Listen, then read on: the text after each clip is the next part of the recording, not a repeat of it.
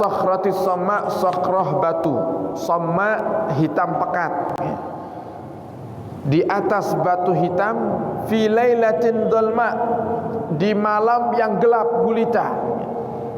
Nah niki coba kalau panjenengan bayangkan para hadirin, bagaimana tidak sadarnya kalau panjenengan dengan masuknya penyakit riak dalam hati kita. Tidak sadar. Kita sendiri itu tidak sadar kalau kita sedang riak. Itulah bahayanya riak para hadirin. Sampai Nabi mengibaratkan riak itu saking lembutnya masuk ke dalam hati manusia, sehingga menjadikan manusia itu sendiri tidak sadar kalau dia berpenyakit riak. Lebih ringan daripada langkah kaki semut hitam di atas batu hitam di waktu malam.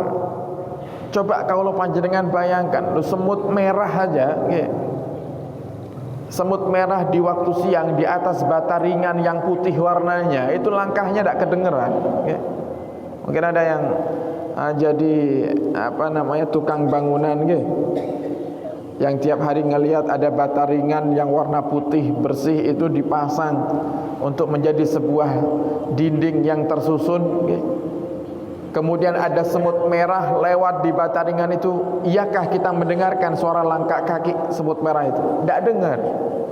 Lalu ini Nabi contohkan langkah kaki semut hitam di atas batu hitam di waktu malam. Jangankan langkah kakinya, semutnya tidak kelihatan.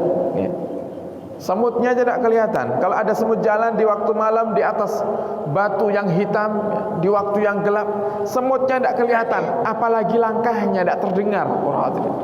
Tidak terdengar sama sekali di telinga kita.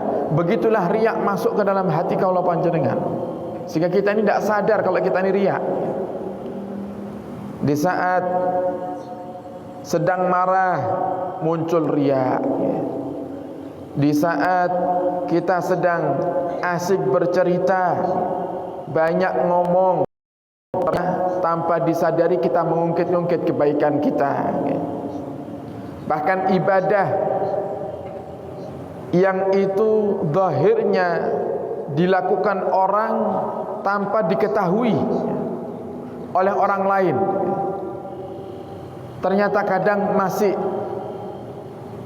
kita ceritakan dengan sengaja para hadirin. Contoh napa? Misalnya, jenengan kalau jenengan sholat tahajud di rumah, yang tidak ada orang tahu tahajud kita kecuali ya orang yang tinggal serumah sama kita. Tapi karena kita tidak sadar kalau kita ternyata hati kita punya penyakit riak, tetangga itu bisa tahu kalau kita tahajud. Orang di luar itu bisa tahu kalau kita tahajud. Bagaimana cara tahunya mereka? Ya seringnya kita memamerkan ibadah tahajud kita. Ya mungkin di saat di awal kita menceritakan itu dengan niatan tahadusan bi nikmah. Saat kedua kita menceritakannya untuk memotivasi. Dengan kita katakan kepada kawan, coba jalankan sholat tahajud.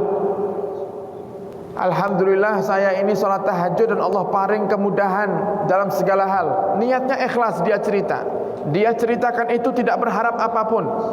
Tapi satu hari muncul perasaan bangga, kemudian kepingin dipuji dengan sebab sholat tahajudnya. Maka itulah riya para hadirin. Terkadang sudah menjadi adat di masyarakat kita, kalau orang yang pulang haji itu selalu identik dengan dipanggil sebutan Pak Haji, Bu Hajah. Ketika ada orang baru di kampung yang dia belum terlalu mengenal kita, kadang kita sampaikan kepada mereka, alhamdulillah Pak, kula sampun ngilen. Apa niatnya?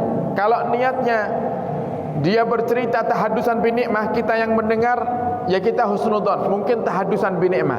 Tapi kita yang bercerita, kalau kita di posisi orang yang bercerita dan berkata itu, alhamdulillah ini tidak ada angin, tidak ada hujan, tiba-tiba